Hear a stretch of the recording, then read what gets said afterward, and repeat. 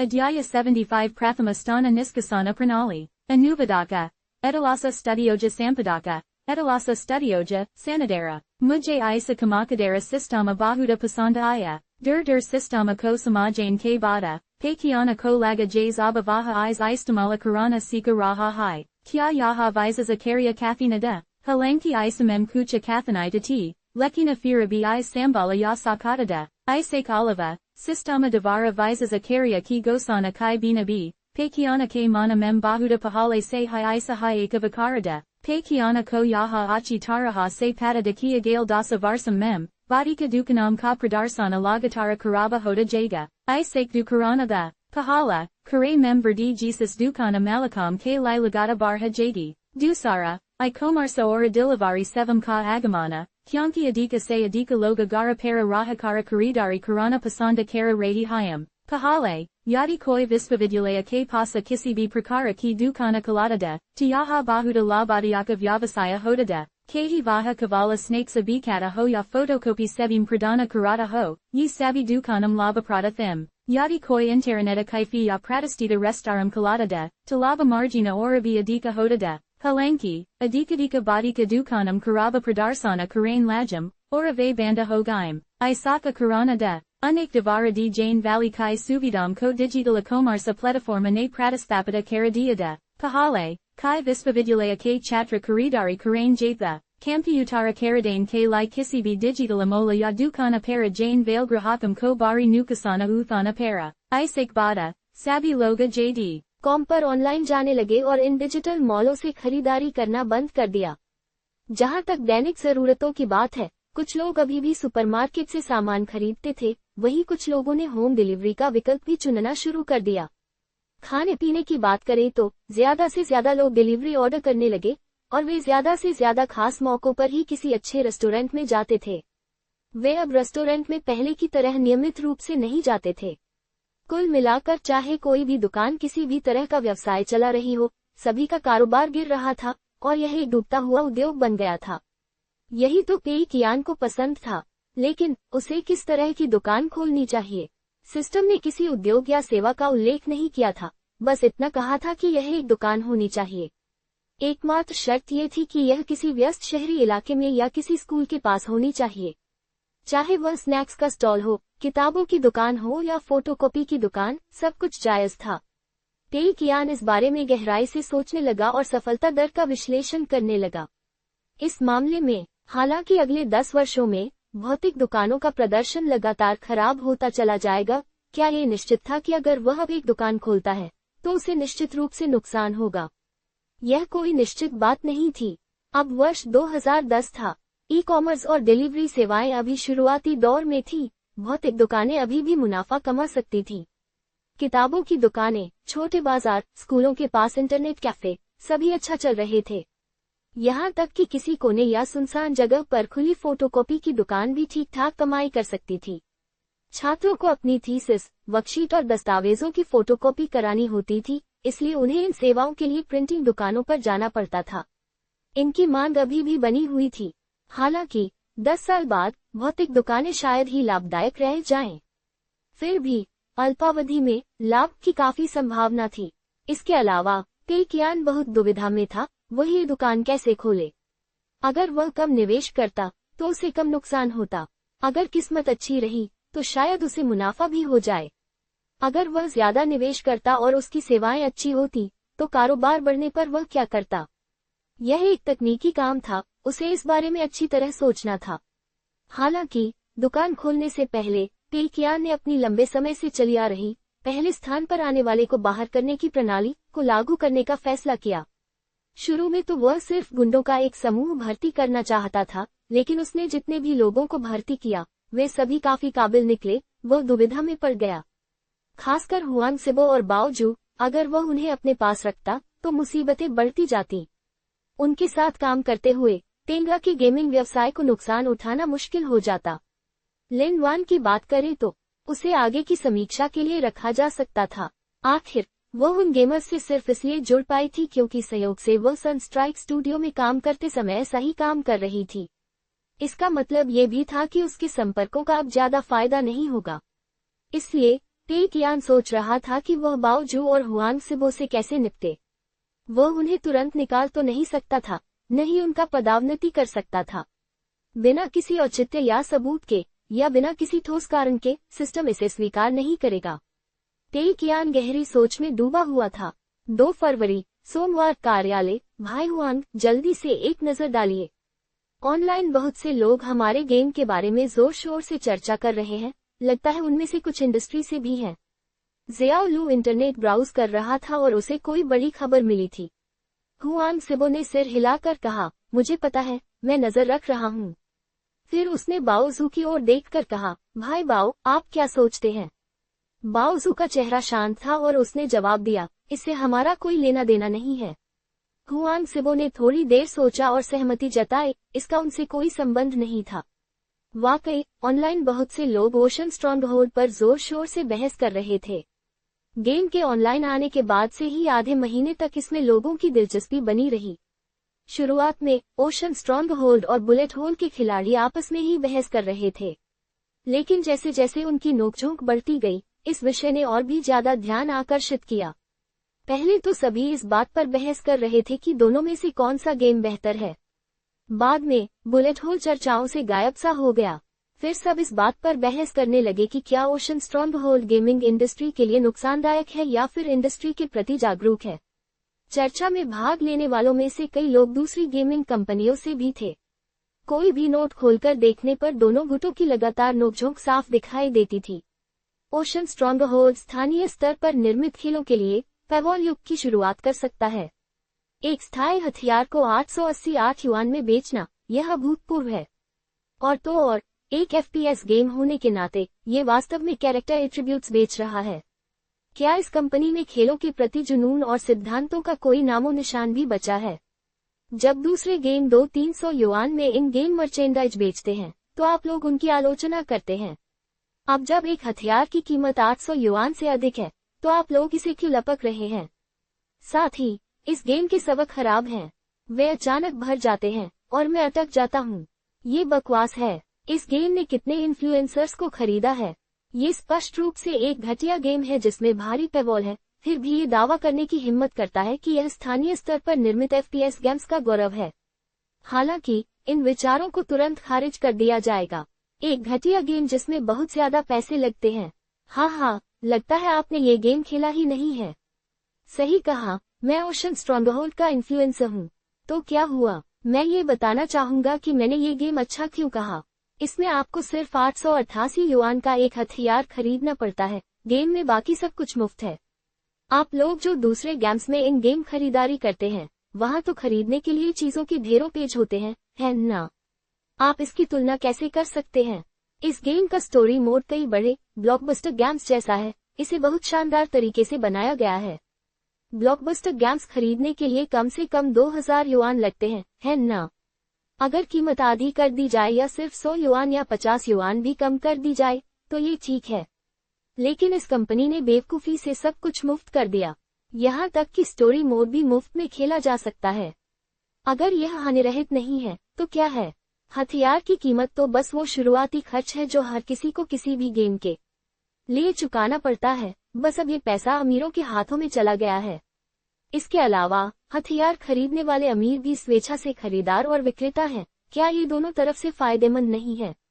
Server crash होने की बात करें तो, मुझे माफ करना, ओशन स्ट्रॉन्गहोल्ड अब क्रैश नहीं हो रहा है। उन्होंने शायद नया सर्वर किराए पर लिया होगा और उसे बढ़ाया होगा। कुछ लोग वाकई चीजों की अहमियत या तात्कालिकता को नहीं समझते। इस कंपनी ने इस गेम को बनाया है और ये सेवा दी है। वे ये सब प्यार से तो नहीं कर सकते, है ना? उन्होंने लोगों को गेम के लिए पैसे देने से तो बचा लिया, लेकिन ये पैसा अमीरों पर डाल दिया। आप लोग संतुष्ट क्यों नहीं हैं? ये गेम उद्योग के लिए कैंसर था या उद्योग जागरूकता का प्रतीक, इस पर अभी तक कोई निष्कर्ष नहीं निकला था। फिर भी, जैसे जैसे लोग आपस में बहस करते रहे, इस गेम को और अधिक ध्यान मिलता गया। मुख्य बात यह थी कि 888 युआन का रेट किलिन एक बेहद चर्चित विषय बन गया था। गेमिंग में बिल्कुल भी रुचि न रखने वाले कई लोगों ने सुना कि एक हथियार इतनी कीमत पर बेचा जा रहा है और उन्होंने ओशन स्ट्रॉन्गहोल्ड पर ध्यान देना शुरू कर दिया। परिणाम स्वरूप ओशन स्ट्रॉन्गहोल्ड के आंकड़े लगातार बढ़ते ही गए। हुआंग सिबो को शुरू में चिंता थी कि इस ऑनलाइन लड़ाई से ओशन स्ट्रॉन्गहोल्ड की प्रतिष्ठा पर असर पड़ेगा। हालांकि स्थिति ऐसी थी कि न केवल गेम की प्रतिष्ठा पर कोई असर नहीं पड़ा, बल्कि विवाद ने गेम के लिए प्रचार भी पैदा कर दिया। हुआंग सिबो अब निश्चिंत थे। ऐसा लग रहा था मानो सब कुछ बॉस पेई की योजना के अनुसार चल रहा हो। इसी समय पेई कियान अपने कार्यालय से बाहर निकले। अपने नए चश्मे पहने हुए बॉस पेई बहुत अधिक स्थिर और शांत दिख रहे थे, मानो जीत उनकी मुट्ठी में हो। हुआंग सिबो उनसे बहुत प्रभावित हुए। सभी लोग, जरा देखिए, आंतरिक चेक में मैंने एक सर्वेक्षण शुरू किया था। यह एक गुमनाम सर्वेक्षण है। मैं चाहती हूँ कि आप सभी यह बताएं कि आपके अनुसार सबसे अच्छा कर्मचारी कौन है। पेई कियान ने हल्की सी मुस्कान के साथ कहा, उस व्यक्ति के लिए मेरे पास एक गुप्त पुरस्कार है। अनुवादक, एटलस स्टूडियोज। संपादक, एटलस स्टूडियोज। सबसे अच्छा कर्मचारी। गुप्त पुरस्कार। बॉस पेई योग्यता के अनुसार पुरस्कार देने वाले थे। सभी ने तुरंत अपने माउस से क्लिक करके ये चुनना शुरू कर दिया कि उनके अनुसार सबसे अच्छा कौन है। जल्द ही सभी ने मतदान पूरा कर लिया। पेई कियान ने परिणाम देखे। हुआंग सिबो 14 वोटों के साथ पहले नंबर पर थे, जबकि बाओ जू 10 वोटों के साथ उनके ठीक पीछे थे। लिन वान को वास्तव में 3 वोट मिले थे। पेई कियान को नहीं पता था कि उन्हें किसने वोट दिया था। पेई कियान ने सहायक शिन की ओर देखा। शिन हेलू ने तुरंत लंबे समय से तैयार की गई विशेष रूप से बनाई गई ट्रॉफी निकाली और पेई कियान को सौंप दी। पेई कियान हुआंग सिबो के पास गई और उन्हें ट्रॉफी देते हुए बोली, बधाई हो। हुआंग सिबो काफी हैरान थे। वे क्षण भर के लिए स्तब्ध रह गए और जल्दी से खड़े होकर ट्रॉफी ले ली। कार्यालय में सभी ने तुरंत जोरदार तालियां बजाईं। उनमें से अधिकांश का मानना था कि हुआंग सिबो वास्तव में सबसे अच्छे कर्मचारी थे। वह कौन था जिसने बार बार विकास को आगे बढ़ाया था? वह कौन था जिसने बिना शिकायत किए इतनी मेहनत की थी, हमेशा ओवरटाइम काम करने के लिए रुकता था? ओशन स्ट्रॉन्गहोल्ड की अपार सफलता का श्रेय स्वाभाविक रूप से विकास टीम को जाता है, और हुआंग सिबो विकास टीम के मुख्य योजनाकार थे। उन्होंने ही सबसे अधिक प्रयास किया था। बेशक कुछ लोगों का मानना था कि बाओ जू की रचनात्मकता भी बहुत महत्वपूर्ण थी, इसीलिए बाओ जू को 10 वोट मिले थे। हालांकि बॉस पेई को भी रचनात्मकता का श्रेय दिया जाना चाहिए।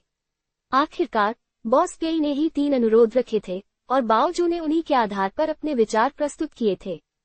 सही उत्तर देने से पहले उन्हें कुछ मार्गदर्शन और संकेत मिले थे। इसके अलावा हुआंग सिबो खेल के विकास में इतने व्यस्त थी कि उनकी उपस्थिति सबसे प्रभावशाली थी, इसीलिए उन्हें सबसे अधिक वोट मिले थे। हुआंग सिबो ट्रॉफी को दोनों हाथों से थामे हुए थे, इतने भावुक थे कि मुश्किल से बोल पा रहे थे।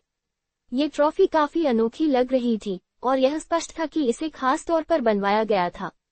ये साधारण 10 युआन की सस्ती ट्रॉफियों से बिल्कुल अलग थी। इसके अलावा बात सिर्फ कीमत की नहीं थी, ट्रॉफी से सम्मान की भावना भी जुड़ी हुई थी। ट्रॉफी पर टेंगा नेटवर्क टेक्नोलॉजी कंपनी लिमिटेड का प्रथम सर्वश्रेष्ठ कर्मचारी लिखा हुआ था।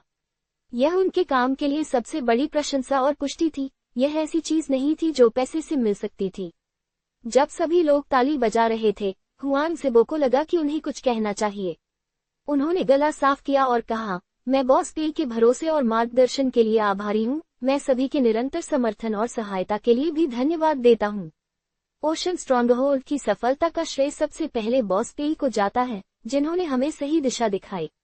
भाई बाओ और मैंने मिलकर इस दिशा में आगे बढ़ने का प्रयास किया।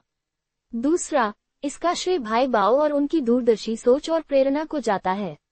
अगर उन्होंने इस गेम के लिए इतना शानदार स्टोरी मोड और इतना अनोखा पीवीपी मोड न सोचा होता, तो इसकी मौजूदा सफलता हासिल करना मुश्किल होता। इसके अलावा सभी की मेहनत का भी इसमें बहुत बड़ा योगदान रहा है। इस पूरे समय डिजाइन टीम मेरे साथ मिलकर योजना के अनुसार कदम दर कदम काम करती रही और बाकी सभी ने भी अपना भरपूर सहयोग दिया। ये बड़ी सफलता सामूहिक प्रयास का परिणाम है। मुझे लगता है कि यह ट्रॉफी हम सभी की है।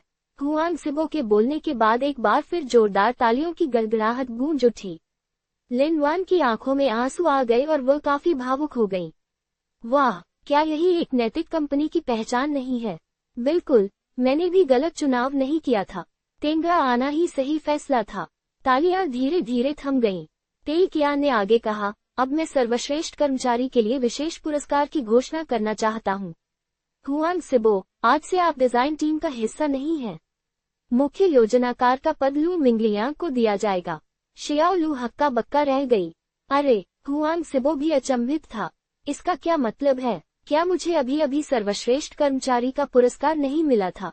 ये क्या हो रहा है? क्या मुझे तुरंत नौकरी से निकाल दिया जाएगा? बाकी सब भी उतने ही हैरान थे, उन्हें नहीं पता था कि बॉस पेई का इरादा क्या है। हुआंग सिबो ने मुख्य योजनाकार के रूप में बहुत अच्छा काम किया था और परिणाम भी इसका प्रमाण थे, ये बात सबको स्पष्ट रूप से पता थी। फिर भी उसे इस तरह हटा दिया गया। न केवल वह अब मुख्य योजनाकार नहीं रहा, बल्कि उसे डिजाइन टीम से भी तुरंत बाहर निकाल दिया गया। पेई कियान मुस्कुराते हुए बोला, सर्वश्रेष्ठ कर्मचारी होने के नाते मैंने आपको 10 लाख युआन का ड्रीम फंड देने का फैसला किया है। आप इसका उपयोग अपने सपनों को पूरा करने के लिए कर सकते हैं। तुम अब भी तेंगा के कर्मचारी रहोगे। हालांकि अब तुम गेम्स डिपार्टमेंट में नहीं रहोगे। तुम अपनी पसंद का कोई भी उद्योग चुन सकते हो और उसमें 10 लाख युआन निवेश कर सकते हो। तुम्हारा उद्यम सफल हो या न हो, कंपनी ही सारा खर्च उठाएगी। हुआंग सिबो, जो डर के मारे कांप रहा था, अचानक एकदम पलट गया। वाह, बॉस पेई मुझे नौकरी से नहीं निकाल रहे, और उन्होंने मुझे 10 लाख युआन का ड्रीम फंड भी दे दिया है, ताकि मैं अपने सपने पूरे कर सकूं। हुआंग सिबो को ऐसा लग रहा था जैसे वह सपना देख रहा हो, उसे विश्वास ही नहीं हो रहा था कि यह सब सच में हो रहा है। बाकी सब भी ईर्ष्या और जलन से आंखें फाड़कर देख रहे थे। सबसे अच्छे कर्मचारी को यही सम्मान मिल रहा था। क्या ये कुछ ज्यादा ही हास्यास्पद नहीं था? 10 लाख युआन का निवेश और पूरी आजादी, सफलता हो या असफलता, कंपनी ही बिल चुकाएगी। ईर्ष्या, बेहद ईर्ष्या। हुआंग सिबो के हाथ कांप रहे थे और वह ट्रॉफी को लगभग छोड़ ही रहा था। बॉस पेई, मुझे लगता है कि मैं इतना काबिल नहीं हूँ और इस जिम्मेदारी को नहीं संभाल सकता। पेई कियान ने सिर हिलाकर हुआंग सिबो को चुप कराया। सबसे अच्छे कर्मचारी के तौर पर तुमने अपनी काबिलियत साबित कर दी है, क्योंकि मुझे तुम पर भरोसा है। तुम्हें भी खुद पर भरोसा रखना चाहिए। पेई कियान बहुत ही गंभीर था। हुआंग सिबो की आंखों में आंसू आ गए और उसके होंठ कांपने लगे। उसके मन की भावनाओं को शब्दों में व्यक्त करना असंभव था। उसने झुककर गहरी प्रार्थना की और कहा, ठीक है बॉस पेई, मैं पूरी कोशिश करूंगा। पेई कियान ने राहत की सांस ली, जबकि वह मन ही मन बहुत खुश था। सफलता, प्रथम स्थान पाने वाले को बाहर कर दिया गया। यही वह योजना थी जिसे बनाने में पेई कियान ने बहुत दिमाग लगाया था। ओशन स्ट्रॉन्गहोल्ड की सफलता ने साबित कर दिया था कि ये लोग गुंडे नहीं थे। खासकर हुआंग सिबो जैसे लोग गेमिंग उद्योग में छिपी प्रतिभा साबित हुए थे। पेई कियान के पास इस बात पर पछताने का समय नहीं था कि वह इतना बदकिस्मत क्यों है और हमेशा ऐसे छिपी प्रतिभाओं से ही क्यों सामना होता है। उसकी सबसे बड़ी प्राथमिकता इस समस्या से छुटकारा पाना थी। अगर ऐसा नहीं हुआ तो हुआंग सिबो और बाओजू ने सत्ता संभाले रखी और एक और पैसा कमाने वाला गेम बना लिया, तो क्या वह मुसीबत में नहीं पड़ जाएगा? इसलिए पेई कियान को अपनी प्रथम स्थान पाने वाले को बाहर करने की योजना को अंजाम देना ही था। हालांकि पेई कियान हुआंग सिबो को न तो नौकरी से निकाल सकता था और न ही उसका पद कम कर सकता था। तार्किक रूप से देखा जाए तो इससे संदेह पैदा होगा और सिस्टम भी इसकी अनुमति नहीं देगा। इसलिए पेई कियान ने एक बेहतरीन तरीका सोचा। वह हुआंग सिबो को कहीं और तैनात कर सकता था, है ना? हुआंग सिबो को गेम बनाने में थोड़ी बहुत महारत तो थी ही, ठीक है, कोई बात नहीं। चूंकि ऐसा था, तो पेई कियान हुआंग सिबो को गेम बनाना जारी नहीं रखने देगा। पेई कियान उसे हुआंग सिबो से किसी अनजान उद्योग में जाने के लिए कहेगा और उसे अपनी मर्जी से काम करने के लिए 10 लाख युआन देगा। संभवतः वह असफल ही होगा। उस समय हुआंग सिबो के बिना गेम में घाटा शुरू हो सकता है, जबकि कुप्रबंधन के कारण हुआंग सिबो को 10 लाख का और नुकसान हो सकता है। क्या ये दोनों पक्षों के लिए सबसे अच्छा नहीं है? हाँ, मैं वाकई एक जीनियस हूँ। इतना शानदार प्लान सोच पाना। पेई कियान खुद पर बेहद गर्व महसूस कर रहा था। लेकिन जरा सोचिए, बाओजू उसके लिए एक और कांटा था। ओशन स्ट्रॉन्गहोल्ड की सफलता में बाओजू की रचनात्मकता का भी हाथ था। बाओजू के गेमिंग के व्यापक अनुभव ने ही उसे यह सूझबूझ दी होगी। पेई कियान ने बाओजू की ओर देखते हुए कहा, इस बार बाओजू को दूसरे सबसे ज्यादा वोट मिले हैं। उसने भी कंपनी के लिए बहुत कुछ किया है। भले ही दूसरा स्थान थोड़ा निराशाजनक हो, लेकिन कंपनी तुम्हारे योगदान को नहीं भूलेगी। दूसरे सर्वश्रेष्ठ कर्मचारी होने के नाते तुम्हें 1 महीने की सवैतनिक छुट्टी दी जाती है। कल से तुम्हें काम पर आने की जरूरत नहीं है। तुम घूमने फिरने और दुनिया को देखने जा सकते हो। इससे तुम्हारे भविष्य के काम में भी फायदा होगा। अनुवादक एटलस स्टूडियोज। संपादक एटलस स्टूडियोज। बाओजू हैरान रह गया। असल में वह इतना खुश नहीं था। अरे बॉस पेई, मुझे छुट्टी की जरूरत नहीं है। मुझे कंपनी में रहना अच्छा लगता है। उसने सचमुच यही कहा था। जाकर घूमना फिरना और मौज मस्ती करना। उसके लिए करने को क्या था? क्या वह किसी इंटरनेट कैफे में जाकर नहीं बैठ जाएगा? भला कोई इंटरनेट कैफे कंपनी के सामने कैसे टिक सकता है? यहाँ सब लोग प्रतिभाशाली थे और उसे यहाँ की बातचीत अच्छी लगती थी। बाओजू को ये जगह बहुत पसंद थी। तेई कियान ने पहले ही अंदाजा लगा लिया था कि बाओजू ऐसा कहेगा। तेई कियान का चेहरा एकदम सख्त हो गया। तुम्हारी ये सोच बिल्कुल गलत है। जैसा कि कहावत है, ज्ञान प्राप्त करने के लिए कड़ी मेहनत करनी चाहिए और फिर उस ज्ञान को असल दुनिया में इस्तेमाल करना चाहिए। गेम डिजाइन के बारे में सिर्फ बंद दरवाजों के पीछे बैठकर नहीं सोचा जा सकता। अगर तुम भविष्य में कुछ बड़ा हासिल करना चाहते हो तो तुम्हें अपने ज्ञान का दायरा बढ़ाना होगा। इस 1 महीने में आप किसी भी इंटरनेट कैफे में नहीं जा सकते। मैं सहायक शिन से आपके लिए एक कार्यक्रम बनाने को कहूंगा जिसका आपको पालन करना होगा। आपको देश के कुछ प्रसिद्ध स्थलों की यात्रा करनी होगी, आपको हर जगह हाजिरी लगानी होगी। फिर आपको सभी बड़ी और स्थापित गेमिंग कंपनियों में जाकर सीखना और खुद को बेहतर बनाना होगा। यह आपके काम के लिए आवश्यक है, आप इसे अस्वीकार नहीं कर सकते, समझे? बॉस पेई के हाव भाव देखकर बाओजू ने आगे कुछ कहने की हिम्मत नहीं की और सिर हिलाकर कहा, ठीक है, बॉस पेई। आसपास के लोग उस बातचीत को देखकर दंग रह गए। क्या ही नेक कर्मचारी और बॉस हैं। बॉस कर्मचारी को सवैतनिक छुट्टी देना चाहता था, कर्मचारी तो ओवरटाइम करने को तैयार था। हे भगवान, इस दुनिया में कुछ तो गड़बड़ है। लिन वान अब और भी भावुक हो गई। वह चाहती थी कि काश उसके पास एक कैमरा होता जिससे वह इस दृश्य की तस्वीर ले पाती। वह बहुत चिंतित थी, अगली बार जब वह ये सब दूसरों को सुनाएगी तो कोई उस पर विश्वास नहीं करेगा।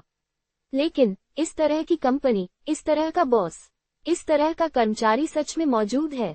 2 प्रतिभाशाली कर्मचारियों से सफलतापूर्वक छुटकारा पाने के बाद तेई कियान सचमुच तरोताजा और निश्चिंत महसूस कर रही थी। हुआंग सिबो अपनी व्यवस्था के अनुसार गेमिंग उद्योग छोड़ चुका था। बाओजू अगले महीने घूमने फिरने जाएगा। वह नए प्रोजेक्ट के लिए कोई नया विचार बनाने में शामिल नहीं होगा। जब बाओजू 1 महीने बाद लौटेगा तो नए प्रोजेक्ट का डिजाइन पूरा हो चुका होगा। यह विकास चरण में प्रवेश कर चुका होगा। बाओजू के विचार चाहे कितने भी अच्छे क्यों न हो, उनका कोई उपयोग नहीं रह जाएगा। बेशक नए गेमिंग प्रोजेक्ट का विषय क्या होगा, इस बारे में पेई कियान ने अभी तक पूरी तरह से सोचा नहीं था। लेकिन इन दोनों लोगों को पहले इस ओर मुड़ना बिल्कुल सही कदम था। उत्कृष्ट कर्मचारियों को पुरस्कृत करने के बाद पेई कियान ने मायान को अपने कार्यालय में बुलाया जबकि बाकी सभी अपने अपने डेस्क पर लौट गए। शियाओ लू मिंगलियांग ने पहले कभी अपने काम को लेकर इतना उत्साह महसूस नहीं किया था। उत्कृष्ट कर्मचारियों को दिए गए ये पुरस्कार सभी के लिए सचमुच प्रेरणादायक थे। बॉस पेई सबको ये समझाने की कोशिश कर रहे थे कि कड़ी मेहनत का क्या परिणाम होता है। जब तक वे कड़ी मेहनत करके सर्वश्रेष्ठ कर्मचारी बनते हैं तब तक उन्हें अपने सपनों को पूरा करने के लिए ड्रीम फंड मिलेगा। और अगर वे सर्वश्रेष्ठ नहीं भी बन पाते, दूसरे स्थान पर भी आते हैं, तो उन्हें 1 महीने की सवैतनिक छुट्टी मिलेगी। ये नियम, जब तक कोई नियम है, किसी भी अन्य नियम से कहीं अधिक प्रभावी है। पेई कियान का कार्यालय मायान वास्तव में पेई कियान की व्यवस्थाओं को लेकर थोड़ा आलोचनात्मक था। भाई कियान, भले ही अब आप मेरे बॉस हैं, हमारे घनिष्ठ संबंध के कारण मुझे आपके साथ ईमानदार और स्पष्टवादी रहना होगा। भले ही आपको मेरी बात पसंद न आए, मैं फिर भी कहूंगा। मुझे नहीं लगता कि लू मिंगलियांग को हुआंग सिबो की जगह लेना सही फैसला था।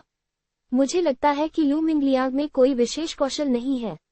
अगर वह मुख्य योजनाकार बन सकते हैं तो मुझे लगता है कि मैं भी बन सकता हूँ। मैंने इस बार डिजाइन के काम में काफी हिस्सा लिया है। हालांकि मैंने पहले कभी यह काम नहीं किया, लेकिन कम से कम मैंने इसे होते हुए तो देखा। पेई कियान अपनी कुर्सी पर पैर मोड़कर बैठ गए और मायान को देखकर हल्की सी मुस्कान दी। चिंता मत कीजिए, हमारे रिश्ते के आधार पर क्या मैं आपके साथ बुरा बर्ताव करूंगा? बूढ़े माँ, भले ही आप सबसे अच्छे कर्मचारी नहीं थे, लेकिन आपको यह मानना होगा कि आप मेरे विश्वास पात्र हैं। ये कभी नहीं बदला। मैंने आपके लिए पहले कोई महत्वपूर्ण पद तय नहीं किए थे, क्योंकि अब मेरे पास आपके लिए इससे भी ज्यादा महत्वपूर्ण काम है। ये तेंगा कॉर्पोरेशन के विविधीकरण की दिशा में एक महत्वपूर्ण कदम है। मैं ये जिम्मेदारी आपको सौंपने के लिए तैयार हूँ। क्या आप तैयार हैं? मायान की आंखें चमक उठी। सचमुच, सचमुच। पेई कियान ने अपने कंप्यूटर की स्क्रीन को थोड़ा सा घुमाकर मायान को भी दिखाया। उन्होंने उस पर जिंझू शहर के नक्शे की ओर इशारा करते हुए कहा, आओ और देखो। यहाँ, यहाँ और यहाँ। ये जिंगझोउ शहर के व्यस्त व्यावसायिक क्षेत्र हैं। ओह, साथ ही हमारे विश्वविद्यालय के आसपास का क्षेत्र भी, वह जगह भी अच्छी है। मैं इनमें से सबसे अच्छी जगह चुनकर एक बड़ा इंटरनेट कैफे खोलने की सोच रहा हूँ। मैं यह मामला पूरी तरह से आपके हाथों में छोड़ रहा हूँ। आपको क्या लगता है? मा यान की आंखें नम हो गई और उसने कहा, भाई कियान, आपका तथाकथित महत्वपूर्ण पद एक इंटरनेट कैफे का मालिक है। मा यान को निराशा हुई। तेई कियान ने भौहें चढ़ाते हुए कहा, इंटरनेट कैफे के मालिक होने का क्या मतलब है? ये तो अलग बात है। मेरी योजना में यह एक साधारण इंटरनेट कैफे नहीं है। इसमें इंटरनेट कैफे, गेमिंग अनुभव, हार्डवेयर की विशेष बिक्री, शो देखना आदि का मिश्रण होना चाहिए। यह एक विशाल मनोरंजन केंद्र होगा जो इन सभी अनुभवों को समाहित करेगा। आप अभी भी इसकी अहमियत नहीं समझते हैं। तेंगरा का मुख्य व्यवसाय गेमिंग उद्योग में है। लेकिन हमारे पास किस चीज की कमी है? हमारे पास अपने खिलाड़ियों के साथ बातचीत करने के लिए एक मंच और जगह की कमी है। तेंगरा का लक्ष्य गेमिंग, मनोरंजन, हार्डवेयर और कई अन्य उद्योगों में फैले व्यवसायों का मालिक बनने वाला एक समूह बनना है। ये केंद्र इस पहेली का एक महत्वपूर्ण हिस्सा होगा। इतने महत्वपूर्ण कार्य के लिए मुझे किसी और पर भरोसा नहीं है। मेरे पास केवल आप ही है जिनसे मैं मदद मांग सकता हूँ। तेई कियान के गंभीर चेहरे को देखकर मा यान को अंततः यकीन हो गया कि तेई कियान मजाक नहीं कर रहे थे। वे सच में गंभीर थे। मा यान के हाथ थोड़े कांपते हुए बोले, भाई कियान, मैं। तेई कियान ने उनके कंधे पर हाथ रखकर कहा, कुछ कहने की जरूरत नहीं, मैं समझता हूँ। लेकिन मैं तो बिना सेना का सेनापति हूँ, मैं असल में कुछ भी नहीं हूँ। मा यान का चेहरा दर्द से भर गया। तुम्हारे पास पैसा है, और क्या चाहिए? अगर तुम्हें लगता है कि तुम्हारे पास प्रतिभाशाली लोगों की कमी है, तो तुम जाकर और लोगों को भर्ती कर सकते हो। चिंता मत करो, तेंगरा अब एक मजबूत कंपनी बन गई है। हमारे दोनों खेल खूब पैसा कमाते हैं। निश्चिंत रहो और जितना चाहो उतना साहसी बनो। मैं तुम्हारा साथ देने के लिए यहाँ हूँ। तुम्हें किस बात का डर है? तेई कियान ने शान से कहा। तो फिर मेरे पास कितनी पूंजी होगी? मा यांग ने पूछा। पूंजी? कोई ऊपरी सीमा नहीं। तेई कियान ने जोर जोर से हाथ हिलाते हुए कहा, आपको जितनी भी जरूरत हो, बस पूछिए। लेकिन मुझे पहले से बता दीजिएगा, मुझे फंड का इंतजाम करने के लिए समय चाहिए। मा यांग ने जोर से सिर हिलाया। ठीक है, मैं ये काम जरूर पूरा करूंगा। ठीक है, जाओ और तैयारी करो। पहले एक मोटा मोटा प्लान बना लो। मैं तुम्हें फिर से याद दिला दूं कि तेंगरा बड़े प्रोजेक्ट हाथ में लेने के लिए यहाँ है। चाहे यह एक दुकान ही क्यों न हो, हम दूसरे इंटरनेट कैफे की तरह नहीं हो सकते, ठीक है? साज सज्जा और मरम्मत कंपनी के स्तर के अनुरूप होनी चाहिए, हम कोई कमी नहीं छोड़ सकते। तेई कियान ने गंभीरता से निर्देश दिया। मा यांग ने अपनी छाती थपथपाते हुए कहा, चिंता मत करो, मैं इसका ख्याल रखूंगा। मा यांग ने दरवाजा खोला और चला गया। तेई कियान ने जाते हुए मा यांग की पीठ देखी और गहरी सांस ली। आखिरकार किसी पर भी भरोसा नहीं किया जा सकता। उसे अभी भी अपने भाई पर भरोसा करना था। ओशन स्ट्रॉन्गहोल्ड का अप्रत्याशित लाभ मुख्य रूप से तेई कियान के हुआनसिबो और बाओजू पर गलत विश्वास करने के कारण हुआ था। अगर उसने ये प्रोजेक्ट शुरू से ही मा यांग को सौंप दिया होता, तो शायद हालात कुछ और होते। अब हुआनसिबो ने 10 लाख युआन ले लिए थे और अपनी मनमर्जी कर रहा था, जबकि बाओजू को छुट्टी पर जाने के लिए मजबूर किया गया था। नया गेम प्रोजेक्ट शियाओलू को सौंप दिया गया था, जबकि इंटरनेट कैफे प्रोजेक्ट अब मा यांग की जिम्मेदारी थी। पिछली बार तेई कियान ने पूरी कोशिश की थी और अंत में 20,000 युआन से अधिक का नुकसान कर बैठा था। हालांकि उसे इससे कुछ फायदा हुआ था, लेकिन उसकी प्यास अभी बुझी नहीं थी। जब अगले भुगतान का समय आएगा, जब तक तेई कियान सिस्टम फंड को लगभग 2 लाख से 3 लाख युआन पर बनाए रखेगा, उसके खाते में तुरंत 7 लाख से 8 लाख युआन और आ जाएंगे। वही ये सोचकर ही रोमांचित हो रहा था। जब वो समय आएगा, तो वह आखिरकार वह सब कुछ खरीद सकेगा जो सिस्टम ने उसे खरीदने से रोक रखा था। अनुवादक, एटलस स्टूडियोज। संपादक, एटलस स्टूडियोज। बुधवार, मीटिंग रूम, लू मिंगलिया बहुत घबराया हुआ और थोड़ा परेशान था। वे 2 बड़े अधिकारी जो इस मीटिंग टेबल पर बेफिक्री से पैर रख सकते थे, अब यहाँ नहीं थे। बाओजू कल से काम पर नहीं आया था। उसे 1 महीने की सवैतनिक छुट्टी दी गई थी और बॉस पेई ने उसे जबरदस्ती देश के सभी प्रसिद्ध स्थलों और पर्यटन स्थलों पर जाकर अन्य बड़ी गेमिंग कंपनियों से सीखने के लिए कहा था। हुआनसिबो भी हाल ही में नहीं आया था। कौन जाने उसने बॉस पेई के 10 लाख युआन के इनाम को किस पर खर्च किया होगा। इन दोनों बॉस के न होने से लू मिंगलियांग मुख्य योजनाकार बन गया था। उसे अचानक बहुत दबाव महसूस होने लगा। इसके अलावा बॉस पेई द्वारा इस मीटिंग में कंपनी के निकट भविष्य के लक्ष्यों को बताने के बाद लू मिंगलियांग और भी चिंतित हो गया। बॉस पेई ने कहा था कि घोस्ट जनरल और ओशन स्ट्रॉन्गहोल्ड के लिए हाल ही में कोई नया अपडेट जारी नहीं किया जाएगा। सभी कर्मचारी अगले गेम के विकास पर ध्यान केंद्रित करेंगे। लू मिंगलियांग के लिए ये थोड़ा अप्रत्याशित था और उन्हें काफी परेशान कर रहा था।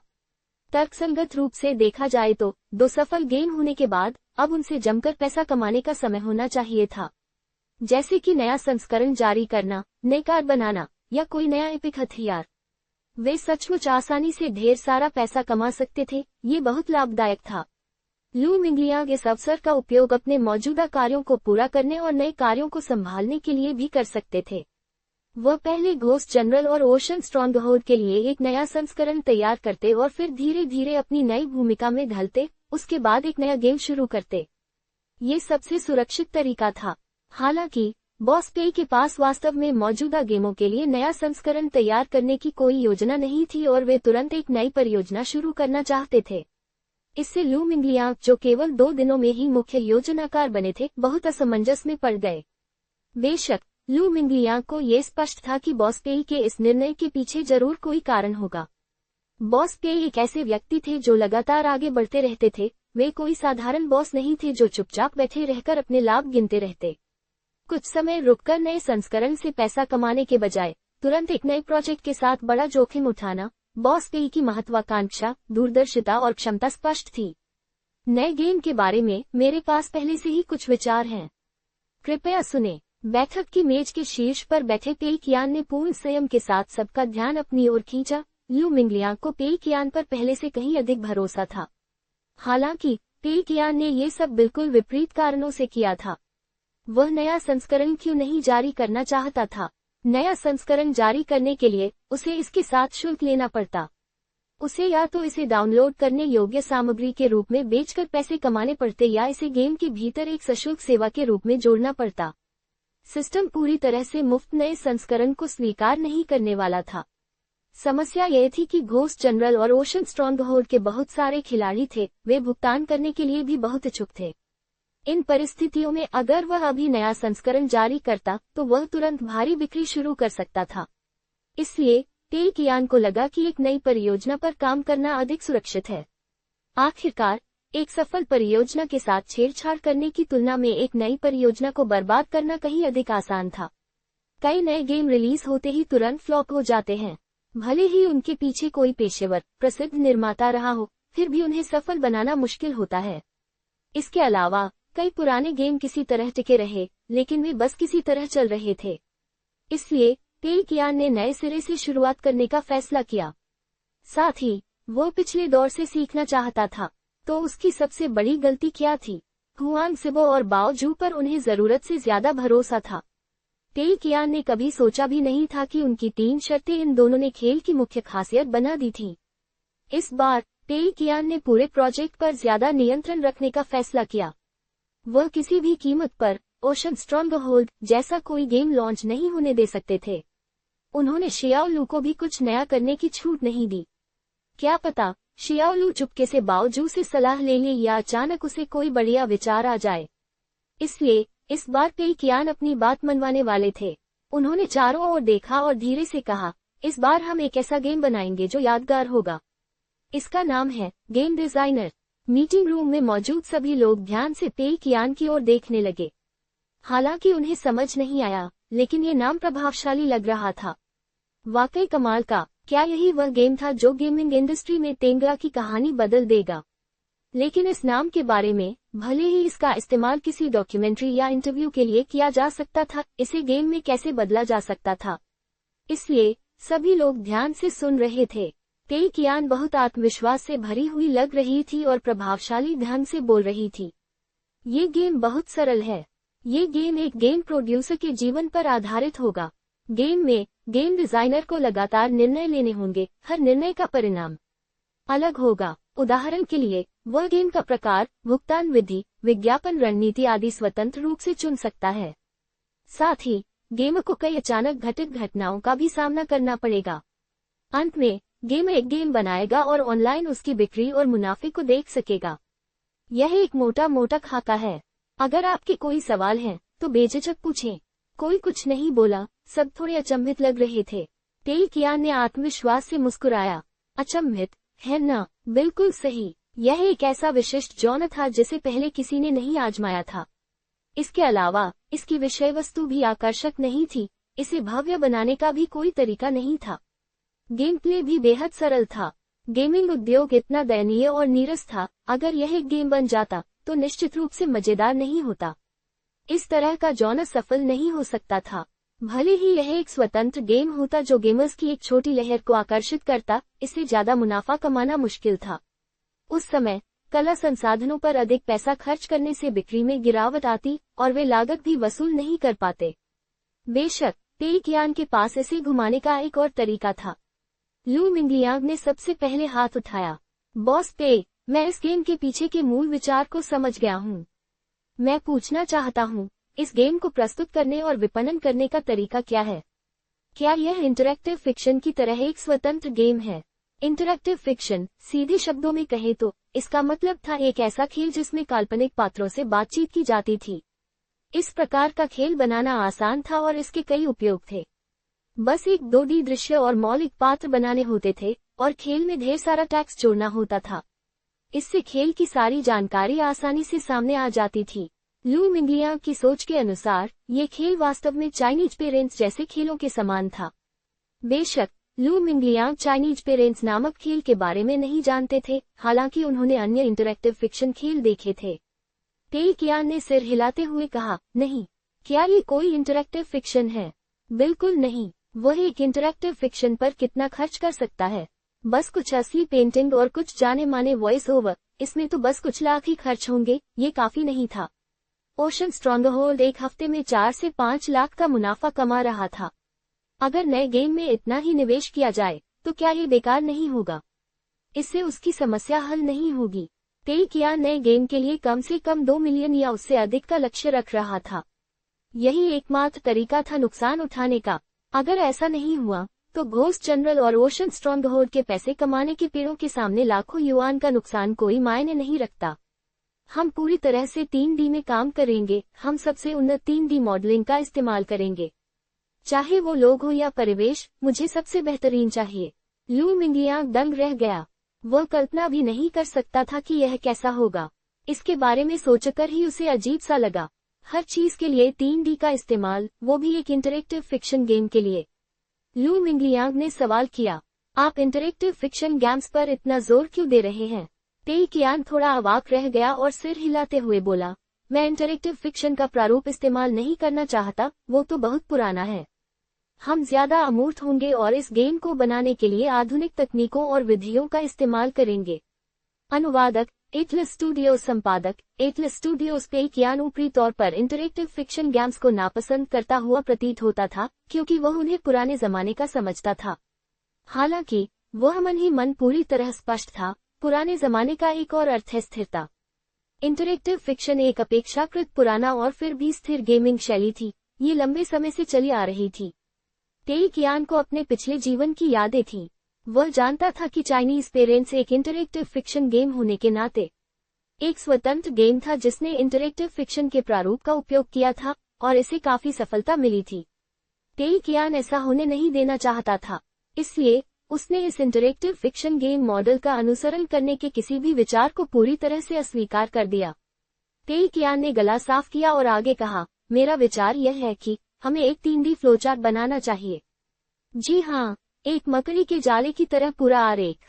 फ्लोचार्ट में बने बॉक्स अलग अलग कमरे होंगे, फ्लोचार्ट की रेखाएं गलियारे होंगी। गेम गलियारों में चलेंगे। यही फ्लोचार्ट के भीतर अलग अलग रास्तों को चुनने की प्रक्रिया होगी। हर कमरे में उनके द्वारा चुने गए रास्तों के परिणाम सामने आएंगे।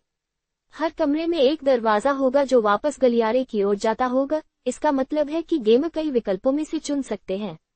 क्या आप लोग मेरी बात समझ रहे हैं? सभी ने सिर हिलाया और फिर एक साथ सिर हिलाकर मना कर दिया। वे समझ गए थे, लेकिन पूरी तरह नहीं भी। तेई कियान के वर्णन से उनमें से अधिकांश गेमप्ले की कल्पना कर पाए थे। विजियो या उससे संबंधित किसी सॉफ्टवेयर का उपयोग करके फ्लोचार्ट बनाना, ये गेम और उद्योग में आम बात थी। इनका उपयोग किसी तर्क या प्रक्रियात्मक प्रवाह को दर्शाने के लिए किया जाता था। उदाहरण के लिए, कुछ प्रक्रियाएं एक निश्चित स्थिति से शुरू होती थी, कई निर्णयों के बाद एक अंतिम परिणाम प्राप्त होता था। देखने से ऐसा लगता था कि फ्लोचार्ट ग्रिड और समचतुर्भुज आकृतियों से बने होते हैं जिनमें अनगिनत शब्द भरे होते हैं। ये ग्रिड कई तीरों से जुड़े होते हैं। जब सभी ग्रिड को 3D में बदल दिया जाता है, जिसमें छोटे और बड़े कमरे होते हैं और तीर गलियारे में बदल जाते हैं, तो पूरा फ्लोचार्ट एक विशाल भूल भुलैया बन जाता है। जैसे जैसे मुख्य पात्र इस विशाल भूल भुलैया में चलता है, हर दरवाजा एक विकल्प को दर्शाता है। जब वह अंत में आखिरी कमरे में पहुंचता है, तो वह खेल का एक निष्कर्ष होता है। हालांकि जो बात किसी को समझ नहीं आई वह ये थी कि ये किस शैली का खेल था। उन्होंने ऐसा कुछ पहले कभी नहीं देखा था। ऐसा पहले कभी नहीं हुआ। उन्होंने अन्य देशों में भी ऐसा कुछ नहीं सुना था, अपने देश में तो बिल्कुल भी नहीं। क्या ये संभव था? भले ही उन्होंने उच्च गुणवत्ता वाले 3D मॉडलिंग का इस्तेमाल किया हो और इतने सारे विशाल बैकड्रॉप और परिदृश्य बनाए हों, लेकिन अगर वे सिर्फ एक ऐसा गेम बना पाए जिसमें लोग बस चलते ही रहे तो क्या होगा? उन्हें लगा कि कुछ गड़बड़ है। हालांकि कोई भी पेईकियान पर सवाल नहीं उठाएगा। उन्हें समझ नहीं आया। ये बिल्कुल सही था। बॉस पेई की सोच। क्या हम लोग इसे समझ सकते हैं? केवल हुआंग सिबो और बाओ जू ही पेईकियान के डिजाइन और योजनाओं का मोटा मोटा अंदाजा लगा सकते थे, बाकी सब उस स्तर से बहुत दूर थे। लू मिंगलियांग ये बात अच्छी तरह जानता था, इसलिए उसने एक नोटबुक ली और लगातार नोट्स लिखता रहा।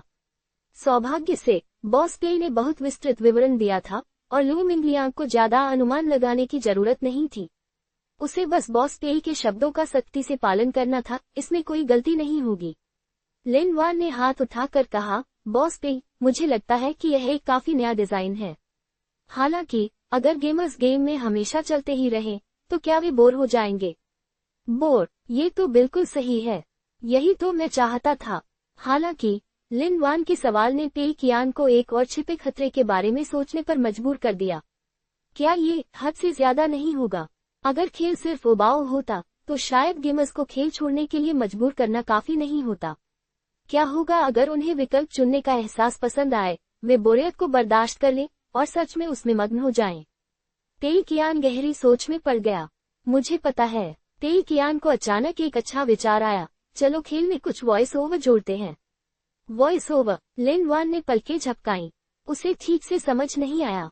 हालांकि खेलों में वॉइस ओवर होना इतना आम नहीं था, लेकिन आमतौर पर इसे शुरुआती दृश्यों में कंप्यूटर ग्राफिक्स के साथ जोड़ा जाता था। अगर इसे गेम प्ले के दौरान जोड़ा जाता, तो यह खिलाड़ी के खेल में डूबने के अनुभव को प्रभावित करता। पेईकियान हंस पड़ा। वह वॉइस ओवर क्यों जोड़ना चाहता था? वह तो गेमर्स के खेल में डूबने के अनुभव को प्रभावित करना चाहता था, ताकि वे आगे न खेलें। इतना ही नहीं, मैं वॉइस ओवर में कुछ विवादित बयान भी जोड़ना चाहता हूँ, ताकि खिलाड़ियों का लगातार मजाक उड़ाया जा सके, उन्हें गुस्सा दिलाया जा सके और वे जोर जोर से गालियां देने लगे। मैं चाहता हूं कि उन्हें ऐसा महसूस हो जैसे उनकी बेइज्जती हो रही हो। इस तरह वे इस गेम को बहुत खराब रिव्यू देंगे और इसकी सिफारिश नहीं करेंगे, और गेम की प्रतिष्ठा पूरी तरह से खत्म हो जाएगी। क्या फिर गेम धीरे धीरे खत्म नहीं हो जाएगा? जरा सोचिए, हर बार जब कोई गेमर कोई विकल्प चुनेगा, तो सिस्टम के वॉइस ओवर खिलाड़ी का मजाक उड़ाएंगे।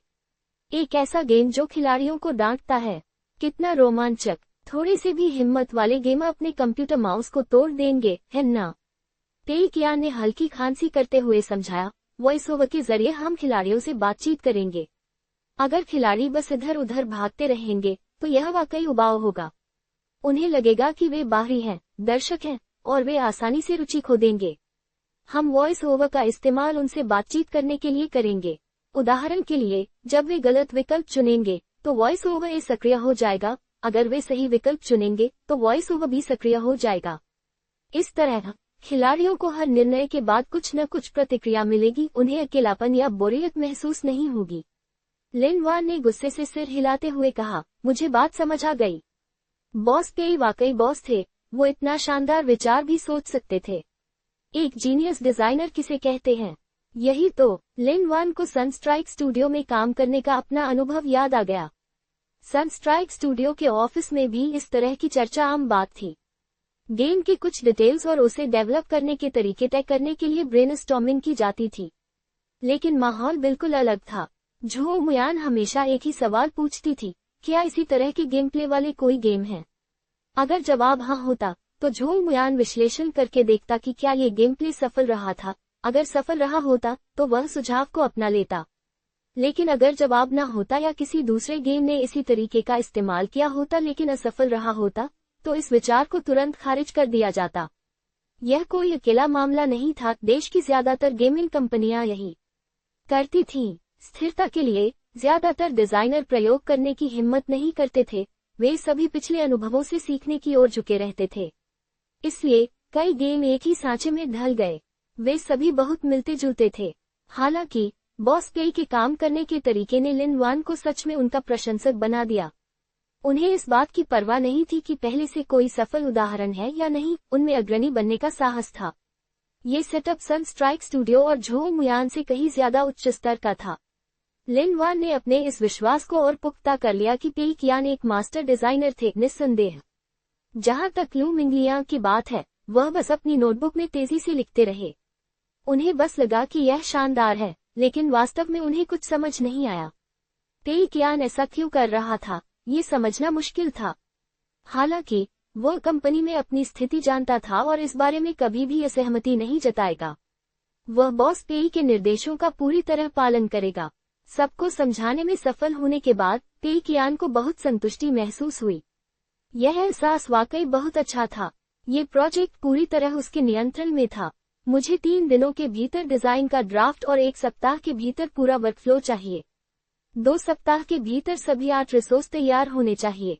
कोई समस्या है क्या? पेई कियान ने लू मिंगलियांग की ओर देखा। लू मिंगलियांग ने तुरंत सिर हिलाया। निश्चिंत रहिए बॉस पेई, मैं ये काम जरूर पूरा करूंगा। बोलने के बाद लू मिंगलियांग आत्मविश्वास की कमी के कारण ने पूछा, बॉस पेई, अगर हम समय पर काम पूरा नहीं कर पाए तो क्या हम ओवरटाइम कर सकते हैं? ओवरटाइम केवल अच्छे काम करने वाले कर्मचारियों के लिए एक विशेष सुविधा थी। उसे यकीन नहीं था कि बॉस पेई उसे उनमें से एक मानते हैं या नहीं। पेई कियान ने कुछ देर सोचा, सिर हिलाया और कहा, जरूर, लेकिन आप रात 9 बजे के बाद काम नहीं कर सकते। हालांकि आप लोग जवान हैं, फिर भी आपको अपने शरीर का ध्यान रखना चाहिए। जी हाँ, लू मिंगलियांग बहुत भावुक हो गया। उनकी भलाई के लिए इतना ध्यान रखना, तेंगा के अलावा और कहाँ? अगर वह बॉस पेई के लिए अपना सर्वश्रेष्ठ प्रदर्शन नहीं करता तो क्या वह अभी भी इंसान है?